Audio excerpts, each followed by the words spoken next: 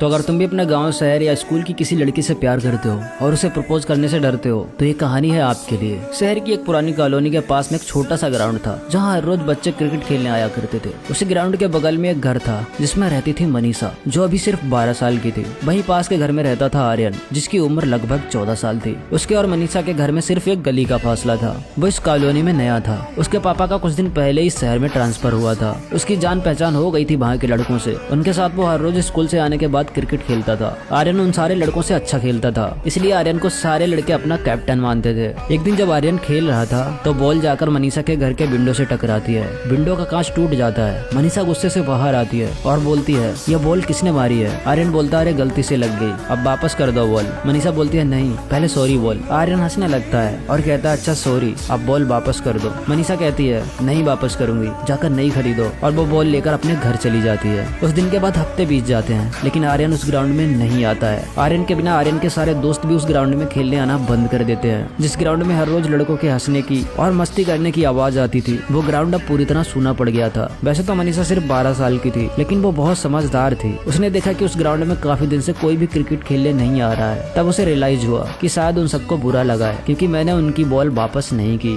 कुछ दिन बाद आर्यन एक दिन अपनी छत पर बैठकर पढ़ाई कर रहा था। तभी मनीषा अपनी छत पर आती है। वो देखती है आर्यन अपनी छत पर बैठकर पढ़ाई कर रहा है। वो भागकर नीचे जाती है और जो बॉल आर्यन को उसने वापस नहीं की थी, उस बॉल को उठाकर जल्दी से ऊपर आती है और उस बॉल के ऊपर मारकर पेन से बड़ा सा सॉरी लिखती है और फिर आर्यन की छत पर उसे फेंक देती है। बॉल आर्यन के पास जाकर गिरती है। आर्यन बॉल उठाता है तो देखता है उस पर बड़ा सा सॉरी लिखा है। फिर वो पीछे मुड़कर देखता है तो उसे दिखाई देता है मनीषा अपने दोनों कान पकड़कर उठक बैठक कर रही थी और धीरे धीरे बोल रही थी, सॉरी, मुझे माफ कर दो। आर्यन को मनीषा की याद बहुत पसंद आती है। आर्यन मनीषा को देखकर हंसने लगता है तो मनीषा शर्माकर नीचे भाग जाती है और फिर यहीं से स्टार्ट होती है मनीषा और आर्यन की कहानी।